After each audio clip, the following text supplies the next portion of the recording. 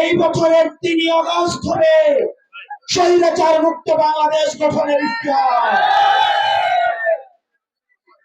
প্রিয় তরুণ প্রজন্ম, স্কুল কলেজের ড্রেস পরা আমার শিক্ষার্থীরা, পরবর্তী বাংলাদেশে আমাদের অনেক দায়িত্ব রয়েছে।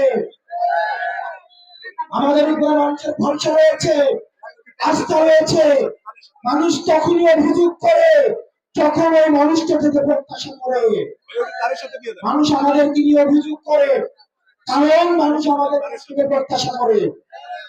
আমাদের এই প্রত্যাশা, এই এনসিপি থেকে মানুষের প্রত্যাশা দিন দিন এই প্রত্যাশার পারদ বাড়ছে। এই প্রত্যাশার পারদর্শী আমাদের দায়িত্ব বাড়ছে।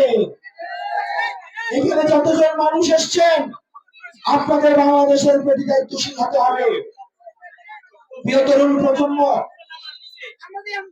প্রিয় মিডিয়ার ভাইয়েরা, আইন শৃঙ্খলা প্রশাসনের যে ভাইয়েরা রয়েছেন,